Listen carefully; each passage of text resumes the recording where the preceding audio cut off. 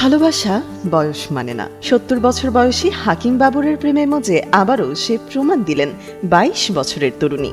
সমাজ অথবা লোকলজ্জার তোয়াক্কা না করে ৭০ বছরের এই বৃদ্ধকেই বিয়ে করলেন তিনি। যদিও বৃদ্ধের সাথে তরুণীর বিয়ের এই ঘটনা সামাজিক যোগাযোগ মাধ্যমে ইতোমধ্যে আলোচনার ঝড় তুলেছে। এই সম্পর্ক প্রকাশ্যে আসার পর অনেক কন্টেন্ট ক্রিয়েটর ও উৎসুক জনতা ভিড় করছেন তাদের কাছে।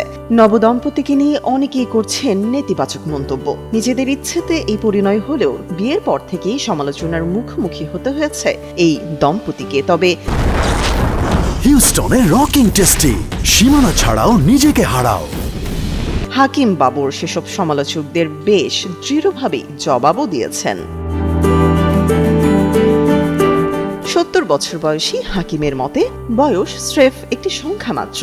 তিনি জানান তার স্ত্রী পূর্বে বিবাহ বিচ্ছেদপ্রাপ্ত ছিলেন। একজন ডিভোর্সি নারীকে সম্মানজনক আশ্রয় দেওয়া ধর্মীয় সুন্নার অন্তর্ভুক্ত।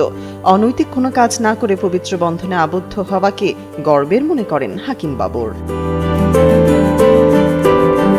বাবরের স্ত্রীর মতে যখন কারো মধ্যে সত্যিকারের ভালোবাসা হয় তখন সেখানে বয়স কোনো বাধাই হতে পারে না।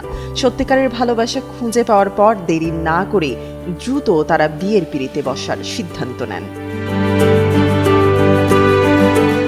অসম বয়সের এই ঘটনাটি ঘটেছে পাকিস্তানের রাওয়ালপিন্ডির চাকলালা এলাকায়। বয়সের বিস্তর ফারাক থাকা সত্ত্বেও সদ্য বিয়ের পিঁড়িতে বসা এই দম্পতির মতে অনেকেই অবৈধ সম্পর্কের দিকে ঝুঁকলেও বিয়ে করে দায়িত্ব নিতে ভয় পায়। সে জায়গায় তারা ধর্মীয় ও সামাজিকভাবে স্বীকৃত পথই বেছে নিয়েছেন।